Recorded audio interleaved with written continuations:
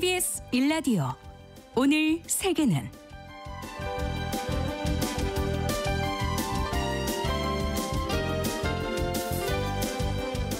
안녕하십니까. 아나운서 이현주입니다. 우리나라와 미국의 무역 협상이 타결됐습니다. 한국에 대한 상호 관세를 애초 부과한 25%에서 15%로 낮추기로 하고 한국은 미국에 3,500억 달러의 투자를 제공하기로 했습니다. 관세율은 먼저 협상을 끝낸 일본과 EU처럼 15%가 기준점이 될 것 같았고 중요한 건 미국에 대한 투자액의 규모와 사용처였습니다. 그런데 일본과 EU의 미국 투자를 둘러싸고 빛 좋은 개살구란 뒷말이 나오고 있는데요. 세부적인 이행 계획은 계속 협상해야 하고 만에 하나 투자 약속이 지켜지지 않는다면 트럼프 대통령이 다시 관세를 인상할 수 있기 때문입니다. 일본과 유럽의 사례로 볼 때 우리 협상은 잘 이루어진 건지 글로벌 경제에서 짚어보겠습니다.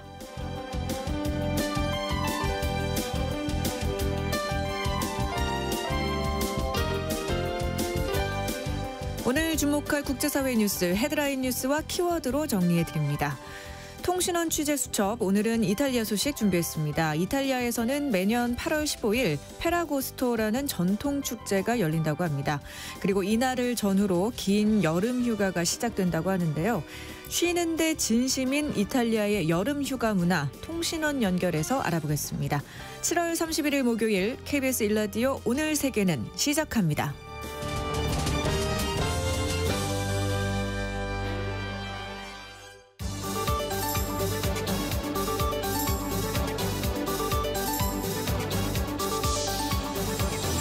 오늘 세계는 헤드라인 뉴스.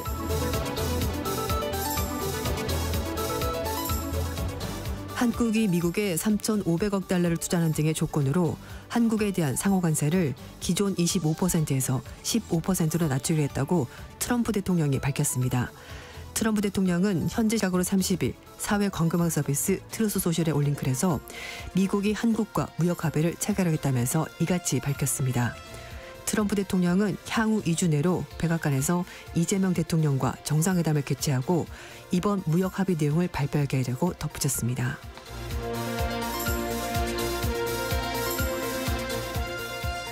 미국 중앙은행인 연방준비제도가 트럼프 대통령의 거듭된 금리 인하 압박에도 불구하고 기준금리를 현행 4.25에서 4.5%로 또다시 동결했습니다.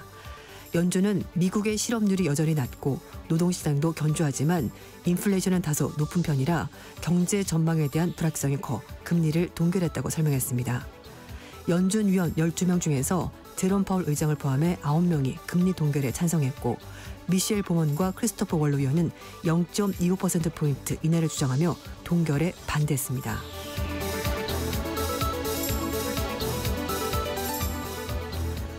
중국이 오는 10월 공산당 제20기 중앙위원회 제4차 전체회의를 개최합니다. 신화통신 보도에 따르면 중국 공산당은 시진핑 국가주석 주재로 중앙정치국 회의를 열고 현재 경제 상황과 경제 업무를 분석하고 연구하기 위해서 10월 달에 사중전회를 개최하기로 결정했다고 밝혔습니다. 사중전회에서는 중앙정치국이 중앙위원회 업무를 보고하고 국민경제와 사회발전 제15차 5개년 계획을 수립하기 위한 제안을 연구할 예정입니다.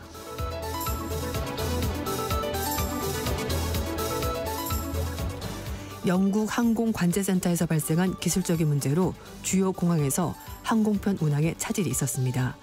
영국 항공교통센터는 스워닉 항공관제센터의 기술적인 문제 때문에 런던 상공을 비행하는 항공수를 제한했으며 현재는 시스템이 복구돼 정상 운항을 재개하는 과정에 있다고 설명했습니다.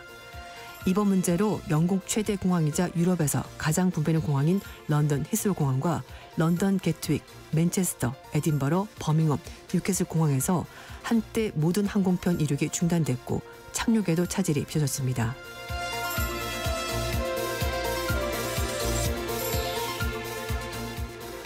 러시아 극동지역 캄차카 반도 인근에서 발생한 대지진 영향으로 쓰나미가 태평양을 건너서 미국 서부까지 도달했습니다만 위험한 고비는 넘겼다고 미국 당국이 밝혔습니다.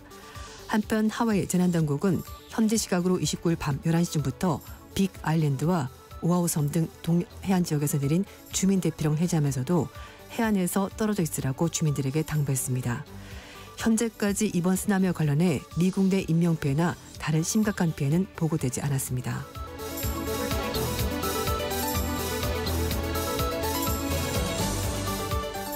오늘의 헤드라인 뉴스 외신캐스터 조윤주 씨가 전해주셨습니다. 저는 신성원 아나운서를 대신해서 이번 주 오늘 세계는 진행을 맡은 아나운서 이현주입니다.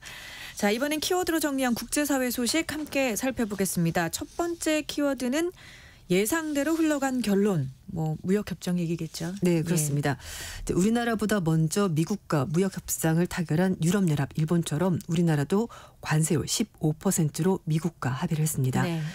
트럼프 대통령은 트루스 소셜에 한국에 대해서 관세율을 15%로 하겠다고 발표를 했고요. 그러면서 2주 안에 한미 정상회담도 개최하겠다고 공개했습니다. 백악관에서 진행된 디지털 헬스케어 행사를 마치고 한국 협상팀과 짧게 트럼프 대통령이 만났는데요. 그리고 나서 트루스 소셜에 한국이 3,500억 달러 규모의 투자를 미국에 제공하기로 결정을 했고 1,000억 달러 상당의 LNG 또는 기타 에너지 제품을 구매하고 상당 금액을 추가로 투자하기로 했다라고 밝혔습니다. 앞서 일본이 투자기금 형태로 트럼프 대통령에게 5,500억 달러 상당의 투자를 약속한 것과 좀 비슷한 방식이고요. LNG, 에너지 구매는 유럽연합이 미국과 약속한 내용과 거의 비슷합니다. 그래서 일본과 유럽연합 간의 협상을 참고해서 우리나라가 미국과 협상을 체결할 가능성이 상당히 높은 것으로 보입니다. 한편 백악관에서 진행된 협상은 1시간이 넘지 않았다고 하는데요. 이와 관련해서 구체적인 실행 방식에 대한 상세한 논의가 이루어지지 않았을 것으로 추정이 됩니다. 그래서 따라서 한미 정상회담을 2주 안에 개최하겠다는 트럼프 대통령 발언을 보면 아마 좀 구체적인 내용에 대해서 추가적으로 협상이 있을 것으로 보입니다. 그렇군요. 이 협상 과정은 어떻게 진행이 됐나요? 네, 이제 트럼프 대통령과 협상, 사실 트럼프 대통령 협상이 나올 거라고 이제 마지막에 결정이 된 사항인데요. 네. 구윤철 부총리 겸 기획재정부 장관이 30일 날 하버드 러트닉 상무장관을 다시 만나서 1시간 정도 무역 합의를 이어갔습니다. 네. 구 부총리가 30일에 오전 11시쯤에 미국 상무부 청사를 방문해서 러트릭 장관과 제이미슨 그려 미 무역 대표를 만나서 상호 관세에 대해서 다시 얘기를 나눴고요. 그리고 김정관 산업통상부 장관 그리고 여한구 산업통상교섭부 장관도 그 전날 마찬가지로 동행해서 협상을 이어갔습니다. 그 전날 오후 3시에 러트릭 장관 만난 데 이어서 20시간 만에 다시 양측이 마주 앉았는데요. 대미 투자 방안, 제조 협력 방안 등을 논의했고 구 부총리가 러트릭 장관과 한국의 대미 투자 규모를 주로 논의했고요. 그리어 대표는 관세, 비관세 장벽 등을 논의한 것으로 알려졌습니다. 네. 한편 우리나라 대통령실은 오늘 미국과 관세 협상에 대해서 상호 관세만이 아니라 한국산 자동차에 대한 미국의 관세도 15%로 낮추겠다고 발표했습니다. 그리고 식량 안보, 농업의 민감성을 감안해서 국내 쌀과 소고기 시장은 추가적으로 개방하지 않을 것이다라고 입장을 밝혔고요.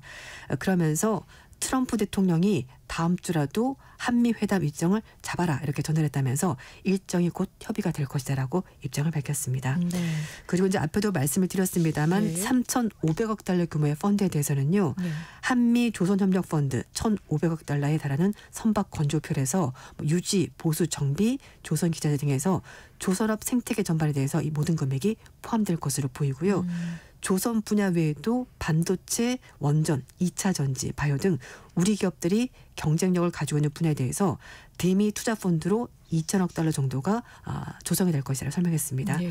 일단 우리 기업들이 전략적 파트너로서 참여하게 될 가능성이 상당히 크고 또 미국 시장 진출에 관심 있는 우리 기업들에게 좋은 기회가 될 것이라고 대통령실이 설명을 했습니다. 한편 이재명 대통령도 페이스북 통해서 큰 고비를 하나 넘겼다라고 밝히면서 다양한 의견을 모으고 전략을 다듬어서 드디어 오늘 관세 협상을 타결하게 된 거라면서 타결 협상 소식을 전했습니다. 네. 두 번째 키워드입니다. 우린 꼬리를 흔들지 않는다. 네. 지금 앞에서 유럽연합, 일본, 우리나라까지 관세 협상을 타결했는데요. 하지만 브라질은 입장이 좀 강경합니다. 브라질 정부가 미국의 주요 무역 상대국 중에서 최고 관세율인 50% 관세 폭탄을 맞을 것으로 보이고요. 여기에다가 브라질 연방 대법관을 미국이 제재하자 브라질도 맞대응에 나서겠다라는 입장을 밝히고 있습니다. 트럼프 대통령이 브라질 정부가 보소나로 전 대통령과 대통령을 정치적으로 탄압하고 있다라고 주장하면서 브라질에 대해서 50% 관세를 부과하는 행정명령에 서명했습니다. 미 백악관은 트럼프 대통령이 행정명령에서 브라질의 기존 기본 관세 10%에 추가로 40%에서 50% 관세를 부과하는 행정명령에 서명했다 밝혔는데요. 지금 알려진 바로는 거의 최고 관세율이 될 것 같습니다. 네. 다만 미국 내 관련 업계와 내수시장 등에서 높은 의존을 보이고는 브라질산 항공기 부품, 석유, 오렌지 주스 이렇게 일부 품목에 대해서는 네. 예외적으로 관세를 부과하지 않기로 결정했습니다. 브라질 정부는 이번 발표에 대해서 최악의 시나리오는 아니다라는 반응을 보이면서도 미국 측의 결정에 대한 대응 반응 발표에 대해서 준비를 하고 있다라고 입장을 밝혔습니다. 브라질 대무부 장관은 합리적이고 기술적으로 그리고 적절한 방식으로 비상계획을 수립하고 있다라고 밝혔고요. 그러면서 미국의 관세 정책은 예상보다 온건한 것으로 판단되긴 하지만 관세 인상 배경에는 무역 문제뿐만 아니라 정치적 의도가 있다라면서 비판했습니다. 정치적 의도가 있다고 이제 말한 거 보면 정말 네. 이제 단순한 문제가 아닌 것 같은데 네. 어떤 건가요? 앞에서 이제 보소나루 전 대통령 얘기를 했는데요. 네. 이 보소나루 전 대통령이 이제 부패 혐의 그리고 국가 전복 혐의 때문에 이제 재판을 받게 됐는데 네. 그 문제를 얘기하면서 이게 정치 탄압이다라고 얘기를 하고 있는 겁니다. 그래서 법치주의를 지금 훼손하고 있다고 미국이 주장을 하는 건데요. 네. 앞서서 트럼프 대통령이 룰라 현 대통령이 보낸 서한을 통해서 보소나루 전 대통령의 쿠데타 모의 혐의에 대한 재판을 마녀 사내를 주장하면서 50% 관세를 부과하겠다고 이미 예고를 했었습니다. 그렇군요. 이 50% 관세 폭탄과 더불어서 미국 재무부가 보소나루 전 대통령 사건을 담당하고 있는 지모라이스 브라질 연방 대법관에 대해서 제재를 발표했는데요. 이에 대해서 브라질 법무부는 브라질의 사법부에 대한 협박 시도를 강하게 규탄한다면서 미국 정부를 강력하게 비판했습니다. 룰라 대통령의 최측근 인사로 분류되는 아다지 재무장관은 언론 인터뷰 통해서 룰라 대통령이 관세 문제 해결을 해서 보소나루 전 대통령처럼 트럼프 대통령 향해서 꼬리를 흔들거나 I love you, 사랑한다고 말하지 절대 않을 거다라면서 못을 박았습니다. 룰라 대통령은 미국과 대화 의사는 밝히고 있습니다만 사안이 심각하다고 절대 끌려다니지는 않을 것이라면서 트럼프 대통령이 위협을 실행에 옮길 경우 미국 수출법에 대해서 브라질도 보복 관세를 부과하는 방안을 검토하겠다라고 경고를 했습니다. 최근에 한 행사에서 브라질은 브라질의 국민의 것이다라고 쓰여진 모자를 쓰고서 등장했는데요. 네. 게다가 미국인을 낮잡아서 부르는 용어, 그린고 이런 표현도 쓰면서 미국에 대한 적대감을 표시했습니다. 그렇군요. 다음 키워드입니다. 압박과 내부 균열. 네. 미국 중앙은행인 연방준비제도가 트럼프 대통령의 거듭된 압박에도 불구하고 네. 기준금리를 4.25에서 4.5%로 또다시 동결했는데요. 연준의 설명은 미국의 실업률이 여전히 낮고 노동시장도 견조하지만 인플레이션이 여전히 좀 높다. 그래서 경제 전망에 대한 불확실성이 높기 때문에 금리를 동결한 것이다라고 설명을 했습니다. 이번 연준의 그 공개시장위원회 회의에서 12명 위원 중에서 제롬 파월 의장 포함해서 9명은 금리 동결에 찬성했고요. 미셸 보먼, 크리스토퍼 월러 의원은 금리를 인하할 것을 주장을 했습니다. 지난 6월 달에는 위원들 만장일치로 금리 예. 동결을 결정했는데 이번에 2명이 이제 반대를 한 건데요. 그렇죠. 블룸버그 통신에서는 2명의 연준 이사가 금리 결정에서 소수 의견을 낸 것이 1993년 이후 32년 만에 처음이다라고 밝혔습니다. 네. 앞에서 말씀드렸던 윌러 위원은 공개 연설을 통해서 물가 상승에 미친 영향, 이게 이제 관세 때문에 그렇게 될 거지만 이게 일회성에 그칠 것이고 그리고 노동시장이 나빠질 가능성이 있기 때문에 7월 달 당장 금리를 내려야 된다면서 통화 완화 입장을 밝혔습니다. 그리고 보먼 의원도 공개 석상에서 물가 상승 압력이 억제된 상태를 유지한다면은 7월 달에도 당장 금리를 내릴 필요가 있다라고 밝혔는데요. 그런데 이 두 사람 모두가 트럼프 일기 행정부 시절에 연준 이사로 임명된 사람이기 때문에 현재 미국의 경제 상황을 판단했다기보다는 트럼프 대통령의 정책 입장에 좀 동조하는 행보를 보이고 있다라고 볼 수 있을 것 같습니다. 네. 일단 뭐 다른 위원들은 좀 더 경제 상황을 지켜볼 필요가 있다라면서 네. 기존 입장 유지를 하고 있는데요. 파월 의장도 이날 반대 의견이 나온 데서 설명을 했습니다. 통상 이렇게 회의를 하게 되면은 다른 위원들, 다른 사람들은 어떤 의견을 가지고 있는지 반대하는 사람들은 어떤 근거로 반대하는지 그 사람들의 명확한 설명을 듣는 자리이기 때문에 이번 회의는 굉장히 좋은 회의가 됐다라고 설명을 했습니다. 그리고 이제 9월 달에도 어떻게 할 거냐는 질문이 있었는데요. 9월 달 회의에서 어떤 결정도 내리지 않았고 9월 회를 앞두고 우리가 모든 정보를 다시 모아서 그때 결정하겠다라면서 금리 인하 가능성은 일단 없다라는 입장을 밝혔습니다. 지금 물가가 가장 큰 변수가 되고 있는데요. 소비자 물가 지수가 지난 6월 달에 2.7%, 연준은 2% 기준을 삼고 있는데 2.7%가 나오면서 관세가 완전히 실현된 것도 아닌데 벌써 물가가 오르면서 이렇게 물가가 더 오를 가능성이 있다는 얘기가 나오고 있습니다. 그렇군요. 자, 다음 키워드입니다. 대지진의 징조? 네. 일본 수도권의 한 해변에서 고래 4마리가 떠밀려온 일이 있었는데요. 이 일 때문에 러시아 캄차카 반도 강진과 연결짓는 게시물이 소셜미디어를 통해서 지금 확산이 되고 있습니다. 일본 경찰이 29일 날 6시쯤 지바현 다테야마시 해변에서 고래 4마리가 해변으로 떠밀렸다는 신고를 받았다고 하는데요. 고래의 몸 길이가 7에서 8m 정도 됐다고 하는데요. 다음 날 공교롭게도 캄차카 반도에서 대규모 강진이 발생했습니다. 그래서 사람들이 강진의 전조 증상으로 고래가 떠밀려온 거다 이렇게 주장을 한 겁니다. 일본의 국립과학박물관 관계자들은 이 고래에 대해서 향유고래인 것 같다라고 말하면서 이렇게 4마리가 한꺼번에 밀려온 것이 처음이 됐다고 밝혔는데요. 그렇다고 해서 이 고래가 떠밀려온 것과 대지진이 발생한 것이 직접적인 연관이 있다고 확실하게 말할 수는 없다라고 밝혔습니다. 그러면서도 2011년 동일본 대지진 당시 일주일 전에 돌고래 일종인 고행고래 50마리가 후쿠시마현 남부 지역에 떠밀려 왔던 적이 있었거든요. 하지만 그때도 과학자들이 지진과 직접적인 관련은 없다라고 결론 내렸습니다만 일반인들이 보기엔 뭔가 좀 석연치 않은 좀 찜찜한 구석이 있습니다. 해변을 밀려온 고래를 조사하고 있는 비영리 단체 관계자도 고래가 이렇게 바닷가로 밀려온 것이 하루에 한 건 정도 있긴 한데 그렇다고 해서 이게 지진 징조라고 볼 근거는 없다 이렇게 강조했다고 합니다. 그렇군요. 그런가 하면 또 이 러시아 캄차카 반도에서 발생한 이 강진 여파가 일본뿐 아니라 뭐 미국까지 미쳤다고 하던데 지금까지 파악된 피해 규모는 어느 정도인가요? 네. 규모 8.8의 강진이 발생했습니다. 그래서 이제 일본, 하와이, 미국 서부, 중남미까지 쓰나미 경보 대피령이 발령이 됐는데요.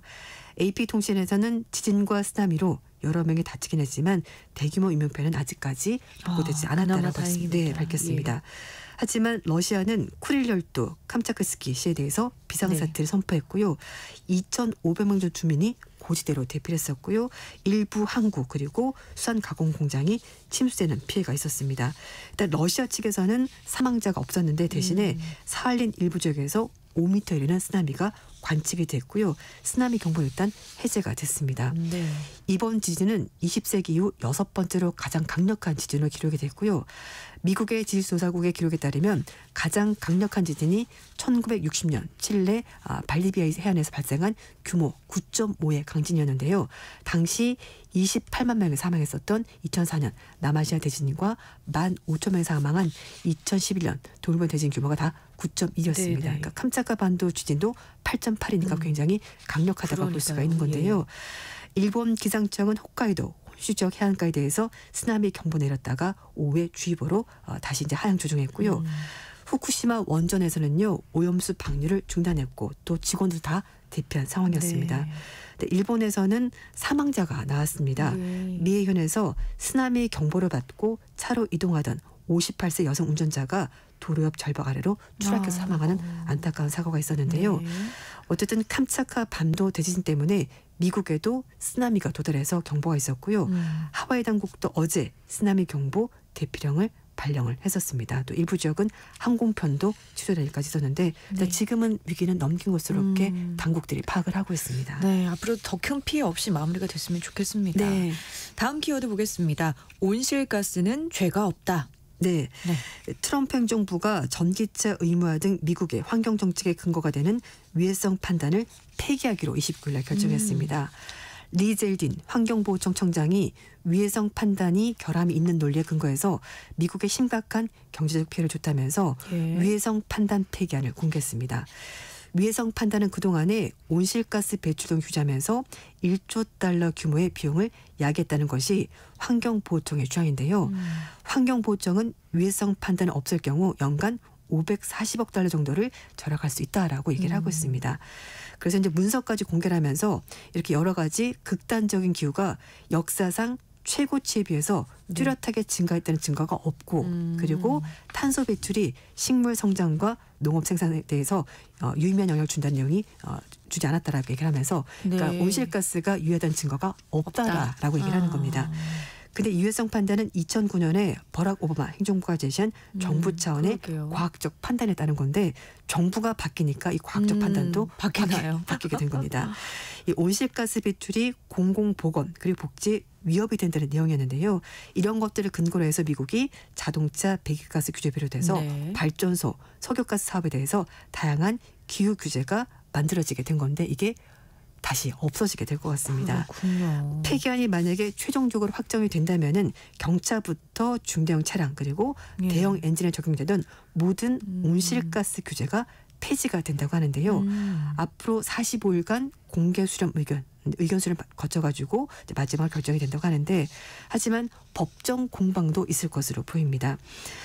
각 주정부 그리고 환경단체가 법적 대응을 준비한다고 하니까 앞으로 소송이 예. 있을 것으로 보이는데요.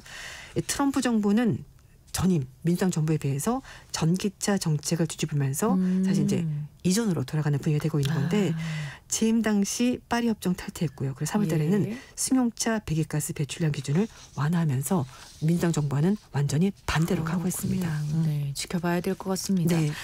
다음 키워드입니다. 식물에 비료 주듯이. 네. 식물에 비료를 주면은 건강하게 잘 자라잖아요. 네, 네. 사람도 하루에 4,000보를 걸으면 뇌에 좋은 영향을 공급할 수 있다고 합니다. 매일 걷는 것이 알츠하이머병 예방에 도움이 된다고 하는데요. 예. 캐나다 캘거리 대학 운동생리학 교수 연구팀이 연구한 내용인데 70세부터 79세까지 3,000명을 대상으로 10년간 걷기 데이터를 수집해서 분석을 해봤습니다. 예. 그랬더니 이렇게 걷고 나면은 BDNP라는 단백질을 지목했다고 하는데요. 이 단백질이 뇌에 비료 같은 역할을 해준다고 합니다. 그러니까 많이 걸으면 이 단백질이 많이 나온다고 하는데요. 이렇게 되면 뇌 세포를 성장시키고 뇌 건강에 도움이 된다고 하니까 4,000보만 걸을 수 있다고 합니다. 만보보다 낫네요. 네, 그렇습니다. 헤드라인 뉴스와 키워드까지 외신캐스터 조윤주 씨가 전해주셨습니다. 고맙습니다. 감사합니다. KBS 1라디오 오늘 세계는 1부 마무리하겠습니다. 11시 30분부터는 일부 지역에서 해당 지역 방송 보내드립니다. 1부 끝곡입니다. 저스틴 비버의 Love Yourself. For all the times that you rain on my parade and all the clubs you get in using my name. You think you broke my heart, oh girl, for goodness sake. You think I'm crying on my own, well I ain't. And I didn't wanna write a song, cause I didn't want anyone thinking I still care or don't. But you still hit my phone up, and baby I'll be moving on. And I think it should be something I don't wanna hold back. Maybe you should know that my mama don't like you and she likes everyone. And I never like to admit that I was wrong. And I've been so caught up in my job, didn't see what's going on, but now I know I'm better sleeping on my own. Cause if you like the way you look that much, oh baby you should go and love yourself. And if you think that I'm still holding on to something, you should go and love yourself. When you told me that you hated my friends, the only problem was with you and not them. And every time you told me my opinion was wrong and tried to make me forget where I came from. And I didn't wanna write a song, cause I didn't want anyone thinking I still care or don't. But you still hit my phone up, and baby I'll be moving on. And I think it should be something I don't wanna hold back. Maybe you should know that my mama don't like you and she likes everyone. And I never like to admit that I was wrong. And I've been so caught up in my job, didn't see what's going on, but now I know I'm better sleeping on my own. Cause if you like the way you look that much. Oh baby, you should go and love yourself. 지금 시각은 11시 30분입니다. KBS Ladies and gentlemen. 국제사회의 다양한 뉴스를 한눈에 KBS 1라디오 오늘 세계는 세계를 바로 보는 최소한의 투자입니다.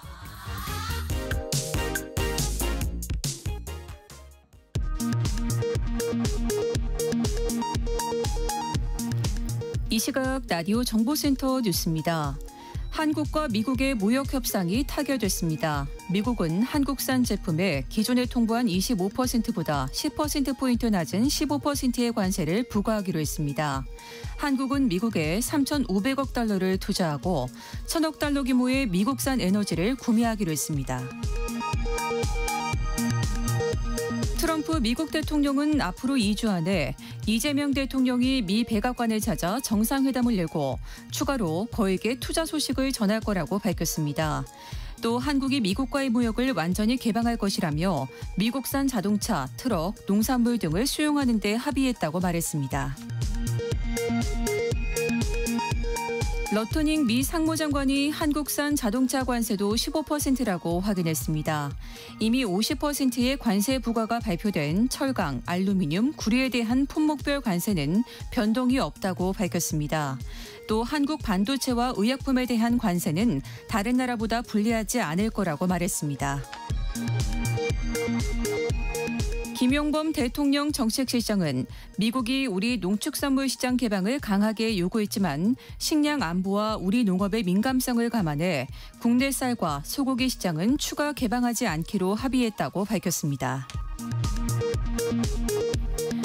이재명 대통령은 이번 협상 타결에 대해 녹록지 않은 여건이었지만 국익을 최우선으로 협상에 임했다며 미국 관세를 주요 대미 수출 경쟁국에 비해 낮거나 같은 수준으로 맞춤으로써 주요국들과 동등하거나 우월한 조건으로 경쟁할 수 있는 여건을 마련했다고 밝혔습니다. 미국과의 관세 협상 타결에 대해 더불어민주당은 국익을 지킨 협상이었다며 한미 동맹과 양국 산업 협력이 더 강화될 거라고 평가했습니다. 국민의힘은 관세율 15%는 적절하다면서도 대미 투자와 에너지 수입 규모가 과도하다고 지적하고 농업시장 개방 여부도 명확히 해야 한다고 밝혔습니다. 지금까지 라디오 정보센터 뉴스 정한나였습니다.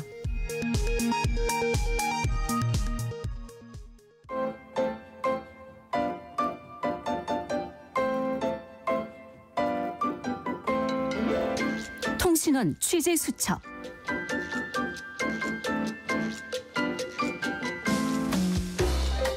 통신원 취재 수첩 오늘은 이탈리아 로마로 가봅니다. 이은정 통신원 연결돼 있습니다. 안녕하세요. 네, 안녕하세요. 네, 오늘은 어떤 이야기 준비하셨나요? 네, 보통 이탈리아 사람들을 떠올리면 공통적으로 생각나는 특징들이 있으실 텐데요.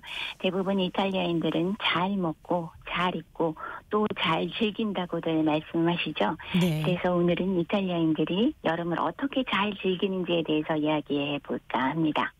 네. 혹시 페라고스토라는 축제에 대해서 들어보셨나요? 아니요. 네. 네, 페라고스트는 매년 8월 15일에 열리는 이탈리아 전통적인 축제입니다.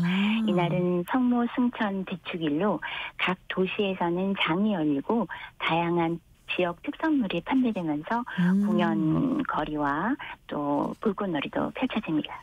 네. 이탈리아인들에게 이날은 단순한 공휴일이 아니라 이탈리아 여름 절정, 진짜 이탈리아 여름 휴가가 시작되는 신호탄 같은 날입니다.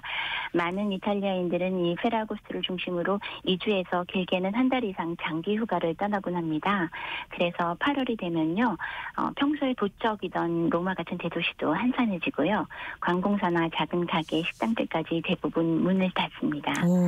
근데 휴가 기간이 2주에서 길게는 한 달이라니 정말 부럽습니다. 원래 이렇게 이탈리아 사람들은 길게 휴가를 가나요? 네, 가장 대표적인 네. 건 역시 바다나 산으로 떠나는 겁니다. 그런데 흥미로운 점은 단순히 호텔에 잠깐 머무는 게 아니라 직접 작은 별장이나 여름용 주택을 소유하고 있는 경우가 많다는 겁니다. 온 가족이 함께 이사하듯 떠나서 한 달 많게는 2달 가까이 머무르며 여름을 지내는 경우도 흔한데요. 네. 별장이 없더라도 휴가용 집을 한 달 단위로 임대하거나 친척이나 지인의 집을 방문해서 지내기도 합니다. 이런 방법이 여의치 않을 경우엔 캠핑카를 이용하기도 하는데요. 이탈리아 각 지역에는 캠핑카 파크 시설이 잘 마련되어 있어서 여름엔 관광객들 사이에서도 캠핑카 렌트를 이용한 여행이 점점 늘어나고 있습니다. 또 한 가지 흥미로운 점은 여름방학이 긴 아이들을 위한 여름 캠프 프로그램도 다양하게 운영된다는 점입니다. 특히 지역 성당이나 커뮤니티 센터를 중심으로 열리는 지역 단위 여름 프로그램은 이탈리아 전역에서 흔히 볼 수 네. 있는데요. 아이들은 친구들과 함께 체육활동이나 미술 수업, 소풍 등을 하며 즐겁고 안전하게 여름을 보냅니다. 맞벌이 가정에서도 안심하고 아이를 맡길 수 있어서 가족의 휴가 계획을 세우는 데 중요한 역할을 하기도 합니다. 그렇군요. 이탈리아 사람들은 휴가에 진심이다 이런 말도 하던데 정말인 것 같습니다. 네, 얼마나 이렇게 진심인가요? 네. 네, 한 달을 잘 쉬기 위해 1년을 일한다라는 말이 있을 정도로 경제적 여건은 다를지라도 거의 모든 이탈리아인들이 여름 휴가를 위해 몇 달 전부터 계획을 세웁니다. 네. 그런데 이들에게 휴가는 단순히 놀기 위한 시간이 아닌데요. 바로 아무것도 하지 않을 권리, 이탈리아어로 il diritto di non fare niente라고 하는데 이것을 실현하는 시간이라고 할 수 있습니다. 휴가 기간 동안 대부분 시간을 책을 읽거나 낮잠을 자거나 가족과 함께 천천히 식사도 하고 대화를 나누며 몸과 마음을 재충전하는 데 집중합니다. 이탈리아인들은 이 시간을 매우 소중하게 여기고요. 이런 문화는 일보다 삶이 더 중요하다는 그들의 삶의 태도와 가치관을 그대로 보여주는 대표적인 예라고 할 수 있겠죠. 세대가 바뀌어도 이 느긋함은 여전히 변함없이 이어지고 있는데요. 네. 이탈리아인들의 DNA에 깊이 새겨진 문화라고 해도 과언이 아닐 것 같습니다. 그렇군요. 그런데 또 요즘에는 이탈리아 휴가 문화에도 변화가 생기고 있다고 해요. 네, 최근에는 물가 상승과 경제 침체 같은 현실적인 이유들로 인해 네. 이 휴가 풍경에도 조금씩 변화가 나타나고 있습니다. 예전처럼 장기 휴가를 떠나는 사람들은 줄어들고 대신 도시에 머물면서 근교 바닷가를 당일치기로 다녀오는 젊은 세대들이 늘고 있고요. 또는 친구들끼리 돈을 모아서 휴양지 아파트를 단기 임대해서 머무는 방식도 요즘 인기인데요. 비용도 절약되고 더 자유롭고 유연한 방식이라 젊은 세대에게 특히 잘 맞는 휴가 형태입니다. 그리고 코로나 이후로 재택근무나 원격근무가 보편화되면서 휴가지에서 일을 병행하는 이른바 워케이션, 즉 일과 휴가를 동시에 즐기는 새로운 형태로 확산되고 있습니다. 물론 휴가를 즐기는 방식은 세대나 상황에 따라 조금씩 다르겠지만 이탈리아인들의 기본적인 생각은 여전히 같습니다. 쉴 땐 확실히 쉬어야 한다는 인식이 매우 강하다는 점인데요. 누가 오래 쉬었다고 눈치를 주거나 휴가를 길게 썼다고 죄책감을 느끼는 분위기가 거의 없습니다. 네. 오히려 충분히 쉬고 나서 더 집중해서 일하는 것이 훨씬 효율적이라는 생각이 보편적이죠. 그렇군요. 그렇다면 이렇게 긴 이탈리아 휴가 기간에 이탈리아를 찾으면 조금 불편할 수도 있겠어요. 네, 맞습니다. 바로 이런 문화 때문에 여름철 도심에서 생활하거나 여행하는데 불편함을 느끼시는 분도 많은데요. 앞서 말씀드린 것처럼 작은 가게나 식당은 물론이고 심지어 약국이나 병원까지 문을 닫는 경우가 많기 때문에 여행객 입장에선 어디가 열었나 찾아다녀야 할 때도 종종 있거든요. 특히 현지인들이 아끼는 숨은 맛집 같은 경우엔 8월엔 아예 휴업에 들어가는 곳도 많기 때문에 여름에 이탈리아를 여행하실 계획이 있으시다면 이 점 꼭 참고하셔야 합니다. 잘 알겠습니다. 쉴 땐 확실히 쉬어야 한다. 좋은 말인 것 같습니다. 오늘 말씀 잘 들었습니다. 지금까지 이탈리아 로마 이은정 통신원이었습니다. 고맙습니다. 네, 고맙습니다. 네.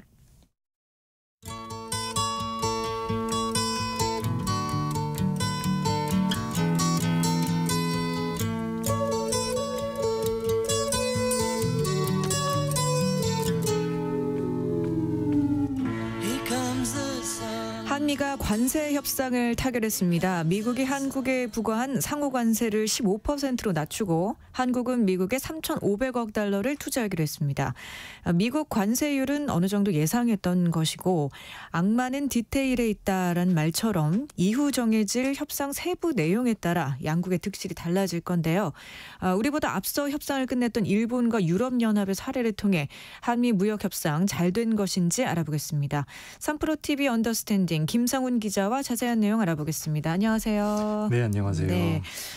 극적으로 타결이 됐습니다. 다행입니다. 예, 우리나라와 미국 사이에 타결된 협상 내용 다시 한번 정리해 주시죠. 네, 일단 골자는 세 가지 정도로 요약할 수가 있습니다. 첫 번째는 3,500억 달러, 그러니까 우리나라 돈으로 한 490조 원을 미국에 투자한다는 건데요. 네.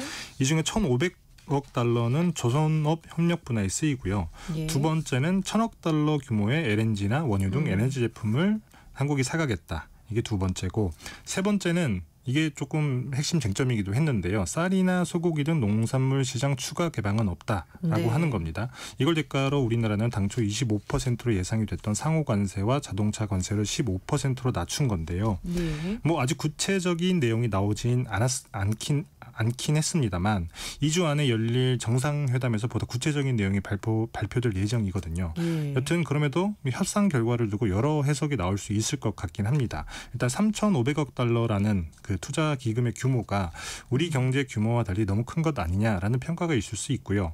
농산물 시장 추가 개방을 막은 게 선방한 거다라고도 평가할 수도 있긴 하지만 또 아니다라고 하는 평가도 있을 수도 있으니까요. 예. 네, 그럼에도 먼저 협상을 끝낸 일본이나 EU와 비교를 하게 되면 그래도 우리나라는 지킬 건 지킨 게 아닌가라는 평가를 할 수는 있어 보입니다. 아무래도 일본과 많이 비교가 될 텐데 그렇죠. 일본과 비교하면 어떤 건가요? 일단 주요 교역국 중에서는 영국 다음으로 협상을 끝낸 게 일본이었습니다. 네. 지난 22일에 협상이 타결이 됐었는데 주요 내용은 우리나라와 비슷하긴 합니다. 일단 일본이 미국이 재건하려고 하는 핵심 산업에 5,500억 달러, 우리나라 돈으로 치면 760조 원 규모의 기금을 만들어서 투자를 하겠다라고 했었는데 그때 발표 당시에 그 규모, 그다음에 네. 구조 이런 것들 때문에 전 세계가 깜짝 놀라기도 그렇죠. 했습니다. 예. 트럼프 대통령은 일본과의 협상 결과를 이렇게 평가했었는데요. 일본은 관세 인하를 돈 주고 산 것이다. 그리고 일본은 자기 경제를 모두 개방하는 데 동의를 했고 이건 쉽지 않았다라고 덧붙였었는데 그래서 일본 내부에서도 너무 많이 양보했던 것 아니냐라는 비판 여론이 일기도 했었습니다. 정확히 어떤 거를 많이 양보했나요? 일단 발단은 트럼프 대통령의 발언이었는데요. 수익의 90%를 미국이 가져갈 것이다 라고 공개적으로 밝힌 겁니다. 하워드 러트닉 상무장관도 방송국 인터뷰에서 이렇게 얘기를 했습니다. 미국이 투자 프로젝트를 결정하고 실행 권한만 일본에 부여할 계획이다. 예를 들어서 트럼프 대통령이 항생제를 미국에서 만들자라고 네네. 결정을 하면 일본은 해당 프로젝트에 돈을 투자한다. 그리고 이 프로젝트에서 나오는 수익의 90%는 미국의 납세자가 그리고 10%는 일본에 분배가 된다. 일본이 이걸 약속하고 관세율을 낮춘 거다라고 얘기를 했는데 미국 상무부는 우리나라가 투자하겠다는 3,500억 달러의 투자 기금에도 똑같은 얘기를 합니다. 쉽게 얘기하자면 이런 건데 트럼프 행정부는 천연가스 같은 에너지 산업, 그다음에 반도체, 히토류 같은 핵심 광물, 의약품, 조선업 등 한 5개 산업에 천문학적인 돈을 쏟아부으려고 하고 있거든요. 네. 여기서 조금 중국을 따라잡고 싶다는 건데 예. 미국이 아무리 돈이 많아도 부족할 수가 있잖아요.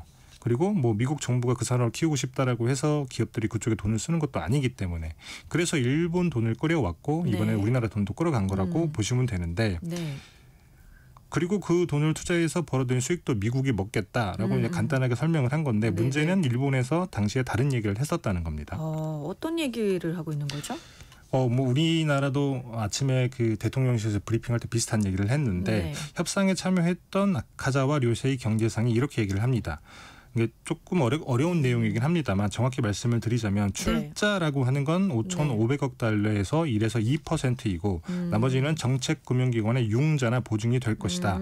빌려준다는 이렇게 건가요? 맞습니다. 쉽게 풀어보자면 우리가 생돈을 넣어서 투자를 하는 게 아니라 대부분은 돈만 꿔주겠다라고 약속을 했다는 겁니다. 뭐 예를 들자면 이런 건데 미국은 일본이 알래스카 LNG 프로젝트에 투자하기를 희망을 하고 있죠. 네. 전체 사업비가 대략 440억 달러 정도 될 것으로 추산이 되는데 만약에 이 프로젝트에 일본이 참여하기로 결정을 했다. 그러면 일본 기업이 일정 부분 출자를 할 것이고요. 이게 바로 투자입니다. 그리고 일본 기업이 참여했으니까 이걸 계기로 사업비에 쓰이는 돈을 일본 국제협력은행이나 일본 무역보험 같은 공공금융기관이 뭐 보증을 서주면 다른 은행에서 손쉽게 돈을 꿀 수 있도록 하겠다는 겁니다. 말씀드린 것처럼 오늘 아침 대통령실 브리핑에서도 김영범 정책실장이 똑같이 설명을 했습니다. 예. 출자는 아주 적은 비중이 될 것이고 대부분은 대출이나 보증이 될 것이라고요. 일본과 똑같이 뭐 수출입은행이나 무역보험공사가 아마 그 역할을 할 것으로 예상이 됩니다. 네. 근데 이제 어쨌든 일본과 미국이 해석 다른 거잖아요. 그렇죠. 누구 말이 맞는 거죠? 네. 일단 투자협정에 세부 조항이 나온 게 아니라서 네. 뭐 선뜻 말씀드리기는 쉽지 않긴 합니다만 지금까지 나온 걸로 보게 되면 적어도 미국 측의 해석이 조금 아전인수격인 게 아닌가라고 해석할 수 있는 게 왜냐하면 이게 통상의 셈법은 이렇게 됩니다. 다시 한번 알래스카 LNG 프로젝트 예를 조금 들자면 전체 네. 사업비가 440억 달러라고 말씀을 드렸잖아요. 네. 보통 프로젝트의 자본금이라고 하는 출자금은 사업비의 20% 정도가 됩니다. 그러면 출자금이 전체 다 해서 한 88억 달러 정도라고 하는 거고 이미 출자한 그 사업자들이 있기 때문에 일본이 얼마나 뭐 투자를 할지 모르겠습니다만 대략 전체 자본금의 한 20% 정도 그러면 한 17억 달러 정도를 출자한다라고 가정을 하면 네. 그 돈이 이제 투자금이 되는 거고 전체 자본금을 뺀 나머지 80%인 352억 달러는 말 그대로 금융조달 금액이 되는 거예요. 미국은 이 17억 달러 일본이 출자할 수도 있을 만한 금액에 이제 다른 데서 외부 금융기관에서 꼬아오는 돈 352억 달러를 더한 금액 이 369억 달러를 투자라고 우긴다라고 볼 수 있는 건데 뭐 항상 트럼프 대통령이 익히 보여줬던 행태이긴 네. 합니다만 이게 네. 합리적으로 말이 안 되는 건 맞습니다. 그렇군요. 또 일본에서 비판하는 게 있다고 하던데요. 맞습니다. 예. 이게 우리나라랑 조금 결정적으로 다른 부분이기도 네네. 한데요. 트럼프 대통령이 일본이 쌀 시장을 더 개방했다라고 얘기를 했는데 엄밀하게 얘기하자면 더 개방한 건 아니긴 합니다. 그래요? 예. 정확히는 일본이 최소 시장 접근 물량이라고 하는 것에서 미국의 비중을 확대한다. 라고 하는 거지 쌀 시장을 더 개방한 건 아닌데요. 이것도 조금 어려운 얘기이긴 합니다만. 최소 시장 접근. 맞습니다. 네. 쌀 시장 개방은 대부분 무역 협상에서 핵심 의제 중에 하나거든요. 예. 과거에 많은 나라가 쌀이나 농산물 같은 건 수입 물량을 제한하거나 혹은 금지하거나 이런 비관세 장벽을 높이 쌓아놨었는데 그래서 세계무역기구에서 회원국들이 모여서 약속을 합니다. 우리 다 같이 모든 비관세 장벽을 없애고 다 관세화하자. 이제 그렇다 보니까 문제가 어떤 게 생기냐면 쌀 시장을 지키겠다라고 하는 나라들이 있을 수 있잖아요. 네. 그래서 관세율을 엄청 높여버린 겁니다. 우리나라나 뭐 네. 일본이랑 비슷한데 우리나라 같은 게 쌀 관세율이 아마 413%인가 그럴 거예요. 네. 그 대신에 최소한의 수입 물량에는 관세를 아주 낮게 부과하도록 하는 방법을 고하는 건데 그게 바로 최소 시장 접근 물량이라고 하는 겁니다. 그래서 일본은 전체 소비량의 10% 정도인 77만 톤을 낮은 관세로 쌀을 수입을 하는데 원래 이 77만 톤에서 미국 쌀이 한 30에서 40% 정도가 됐는데 네. 그 비중을 뭐 100% 가까이 늘리겠다라고 하는 겁니다. 당연히 이시바 시게루 일본 총리도 인터뷰에서 이걸 명확히 밝혔고 그래서 우리는 쌀 시장을 양보하지 않았다라고 뭐 내부적으로 평가를 하긴 합니다만 예. 여하튼 다행히 우리나라는 최종 협상 테이블에서는 이 의제가 빠졌고요. 그다음에 미국이 줄기차게 요구를 했던 월령 30개월로 제한되고 있는 소고기 수입 확대도 빠졌습니다. 그래서 네. 일본보다 조금 낫다라고 평가를 할 수 있는 것이고요. 그렇군요. 그렇다면 EU와의 협상 결과랑도 어떤 비교를 해볼 수 있을까요? 맞습니다. 조금 비슷하기는 한데요. EU는 앞으로 3년간 미국에서 7,500억 달러, 우리나라 돈으로 치면 1,000조 원 규모의 에너지 네. 제품을 구매하고 여기에 더해서 한 6천억 달러, 한 830조 원 정도를 미국에 투자하기로 했는데요. 이 둘을 더하게 되면 1조 3,500억 달러나 되잖아요. 예. 우리 돈으로 치면 한 1,900조 원이니까 우리나라 GDP보다 많거든요. 대신에 미국은 자동차 등을 포함한 모든 상품에 대해서 15%의 일괄 관세만 부과하기로 이렇게 협상 네. 결과가 나왔었는데 뭐 경제 규모가 큰 만큼 숫자도 엄청나게 커 보이긴 합니다만 요건 또 빈수레일 가능성이 있는 게 5,500억 달러를 투자하겠다라고 했던 일본의 경우에는 방식에 네. 있어서는 뭐 진짜 투자가 아닐 수도 있긴 합니다만 여하튼 일본에 있는 돈이 미국으로 흘러 들어갈 가능성은 매우 높은 게 그걸 집행하는 주체 자체가 금융공기업이에요. 근데 EU 같은 예. 경우에는 EU 집행위에서 뭐라고 얘기를 했냐면 6천억 달러의 투자 약속은 전적으로 민간 기업에 맡겨져 있다. 그렇기 때문에 뭐 갈 수도 있고 안 갈 수도 있는 민간 것이죠. 기업이 투자를 안 할 수도 있는 거네요. 맞습니다. 물론 미국이 EU에게 이게 약속이 이행되지 않으면 관세를 되돌리겠다라고 얘기를 하고 압박을 하고 있기 때문에 네네. 어쨌든 실행이 되기는 하겠습니다만 실제 목표치대로 투자가 되기는 쉽지 않아 보이기도 합니다. 그렇군요. 에너지 구매는 그래도 뭐 가능한 거 아닌가요? 맞습니다. 이건 그나마 실행 가능성이 높긴 한데요. 네. EU는 우크라이나 전쟁 이후에 러시아산 가스를 천천히 끊어내고 있거든요. 2028년까지 러시아에서 가스 구매를 전면 중단하겠다는 게 EU의 계획인데요. 그러면 그 자리를 누군가가 메워야 되지 그렇죠. 않겠습니까? 예. 그래서 미국산 LNG, 원유 이런 것들을 사오는 게 EU 입장에서는 나쁠 게 없는 겁니다. 네. 다만 3년간 7,500억 달러라고 하는 목표치 달성 여부는 쉽지 않아 보이는 게 연평균으로 치면 2,500억 달러 정도가 네. 되거든요. 지난해 EU 전체 에너지 수입액이 한 4,357억 달러 정도였는데 예. 거기서 57%를 미국산으로 그렇죠. 채워야 한다는 얘기가 되는 건데 예. 에너지 구매를 이렇게 한국가에게 속된 말로 몰빵하는 것 자체는 여러모로 좋지도 않기도 하지만 네. 더더군다나 미국이 그만큼 LNG를 수출할 능력도 안 되기도 합니다. 그래요? 미국은 왠지 그 천연가스가 많다고 맞습니다. 느껴지던데. 예. 맞습니다. 미국에 천연가스가 남아도는 건 맞는데요. 네. 미국에서 캐낸 천연가스를 EU로 들고 가려면 대서양을 건너야 되잖아요. 그러려면 기체 상태의 천연가스를 액화해서 LNG 운반선에 담아야 하는데 네. 지난해 기준 EU의 천연가스 소비량이 한 303억 입방피트 정도가 되거든요. 근데 미국에서 가동 중인 액화 수출 터미널이라고 하는 곳을 모두 돌려도 154억 입방피트만 수출을 할 수가 있습니다.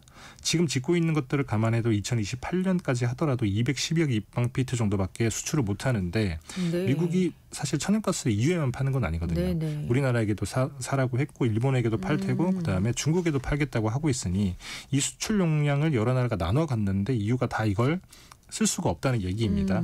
그래서 EU 입장에서는 이렇게 얘기를 할 수 있는 거죠. 일단은 많이 사겠다라고 약속은 했지만 우리가 약속을 안 지키려고 했던 게 아니다. 그렇죠. 미국 너네들이 능력이 안 돼서 못 사는 건 어쩔 수 없느냐. 그렇죠. 이렇게 얘기할 수 있다는 거죠. 그래도 이게 정부 간의 약속인데 네. 안 지켜지면 어떻게 되나요? 이게 사실 국가 간 약속이 무겁긴 하죠. 근데 보통 국가 간 약속이라고 하는 거는 국제법적인 구속력이 있는 조약 이런 형식으로 맺는데 네네. 이번 같은 경우는 그냥 협상의 결과인 거지 이런 조약이 아니거든요. 그래서 이걸 지키지 않은 선례도 있습니다. 트럼프 1기 행정부 때도 중국과 무역 전쟁을 조금 심하게 벌였었잖아요. 네네네. 그때 당시에도 중국과 극적으로 협상을 타결한 적이 있는데 당시에 중국이 2천억 달러 상당의 미국산 제품을 추가로 사기로 약속을 했었습니다. 하지만 이행하지 않았죠. 이것 때문에 지금 2기 행정부의 무역 협상이 조금 험난해지긴 했습니다만 여하튼 이걸 안 지킨다라고 해서 실질적인 타격을 입는 건 아니라는 겁니다. 물론 네. 당시에 경험이 있는 트럼프 행정부에서는 여러 안정 장치를 두긴 했을 것 같긴 합니다만 여튼 국제정치 영역에서 힘이고법이라서 미국이 여러 방식으로 압박을 하긴 할 텐데 이게 꼭 법률적으로 지켜야 되는 건 아닙니다. 그렇군요. 일본과 미유의 그 투자 관련 내용들 살펴봤는데 네. 우리나라가 이제 3,500억 달러 투자하잖아요. 맞습니다. 어떻게 진행이 될까요? 이 3,500억 달러의 면면을 보면 그래도 우리가 일본이나 EU보다 협상을 잘한 부분이 있다라고 또 볼 수 있는 게 사실 우리에게 필요한 부분을 아주 잘 끼워 넣었습니다. 3,500억 달러 중에서 1,500억 달러의 돈이 조선업 협력에 네. 쓰인다고 말씀을 드렸잖아요. 네. 이게 우리 정부가 제안한 마스가 프로젝트라고 하는 게 먹힌 건데 마스가는 네. 미국을 다시 위대하게 만들겠다라고 하는 트럼프 행정부의 캠페인이 마가잖아요. 예. 여기에 10의 S를 추가한 겁니다. 그래서 마스가. 맞습니다. 그래서 미국이 원하는 게 조선업을 재건해서 빠르게 강해지고 있는 중국의 해군력을 견제한다는 건데 그게 우리 조선업체와의 협력 없이는 불가능하거든요. 네. 그래서 우리가 돈 벌 프로젝트에 우리가 돈을 대는 거고 그다음에 거기에 대한 구매 보증 이런 것들을 미국이 해주는 거니까 우리 입장에서는 오히려 이게 이득이라고 볼 수 있는 측면도 있는 겁니다. 나머지 2천억 달러도 반도체나 원전, 2차 전지 같은 우리 기업이 경쟁력이 보유한 분야에 쓰일 예정인 건데 일본은 이들 산업에서 우리나라보다 훨씬 뒤처져 있거든요. 그래서 이렇게 쓰이는 돈도 우리 산업에 그만큼 도움이 될 수도 있다는 겁니다. 그렇군요. 근데 만약에 또 아까 일본처럼 수익에 맞습니다. 그런 얘기 또 나올 수 있는 거죠. 똑같이 네. 수익의 90%는 우리 거다. 본인들이 가져가고 10%는 한국이 가져간다라고 얘기를 하고 있기는 합니다. 그래요. 그걸 이제 또 세부 협상에서 논의를 해봐야 되는 건가요? 그렇기도 하고 네. 오늘 아침에 대통령실에서 네. 설명을 하기는 이 수익이라고 하는 게 직접적으로 미국이 가져간다는 의미가 아니라 미국에 재투자하는 방식으로 다시. 미국 납세자들에게 돌아간다. 이렇게 해석하는 게 맞다라고 어쨌든 대통령실에서는 설명을 하고 있습니다. 그렇군요. 그럼 실제로 그 트럼프는 뭘 얻은 건가요? 일단 협상의 결과는 네. 다 평가가 다를 수 있긴 하겠지만 어떤 윈윈처럼 보이기도 하고 실제로 대통령실에서도 그렇게 얘기를 하고 있고요. 네. 트럼프 대통령 같은 경우에는 조금 속빈 강정이긴 하지만 네. 국내에서 정치적으로 입지를 다지기도 했고 우리나라는 뭐 관세율 인하라는 실질적인 효과를 얻기도 했죠. 다만 네. 곰곰이 우리가 조금 생각을 해봐야 될 게 상식적으로 생각을 하자면 미국이 일방적으로 관세를 올린 거니까 네, 우리나라도 네, 네. 무역 보복으로 맞서는 게 사실 당연하거든요. 근데 그 대신에 원하는 걸 내주고 조금 덜 맞는 그렇죠. 길을 선택을 한 건데 네. 결국에는 트럼프 대통령이 더 많은 걸 얻어냈다라고도 볼 수도 있습니다. 그래서 그렇죠. 힘의 논리로 뭐 질서가 만들어지는 국제 정치의 한 단면이기도 한데요. 앞으로 뭐 세부적인 내용들이 있고 뭐 정상회담이 또 있기도 하니까 거기서 네. 조금 더 많은 걸 확보했으면 하는 바람이 있긴 합니다. 말씀하셨던 거 좀 연장해서 네네. 앞으로 이제 있을 추가 협상에서 무엇을 우리가 좀 얻어내거나 좀 조심해야 되는 게 있을까요? 일단 뭐 조심해야 되는 거는 조금 다 지나간 것 같기는 해요. 뭐 네, 농산물 시장 개방이라든지 이런 것도 우리가 지켜냈기 막았으니까요. 때문에 네. 다만 이 세부적으로 이제 투자 세부 협상이 어떻게 이루어질지가 뭐 관건인 건데 네, 네. 미국이 말한 것처럼 90%는 미국, 10%는 한국에 주겠다라고 하는 게 어떤 방식으로 돼야 되는 되는지 건지. 그거를 잘 이제 풀어나가야 맞습니다. 되네요. 그리고 우리 네. 같은 경우에는 예를 들면 미국이 원전을 다시 한번 르네상스라고 하는 것처럼 많이 만들겠다라고 하고 있는데 그러면 우리나라 원전을 어떻게 수출할 수 있는 건지 이런 것들을 조금 구체적으로 협상을 해야 되지 않을까라는 생각을 하고 있습니다. 아, 정말 국제사회에서 힘이고 법이다라는 말이 다시 떠오릅니다. 맞습니다. 글로벌 경제 3프로TV 언더스탠딩 김상훈 기자와 함께했습니다. 고맙습니다. 네, 감사합니다. 네. 쉐리 레이디 모던 토킹 곡 전해드리면서 KBS 1라디오 오늘 세계는 마치겠습니다. 저는 내일 오전 11시 5분에 다시 뵙겠습니다. 고맙습니다.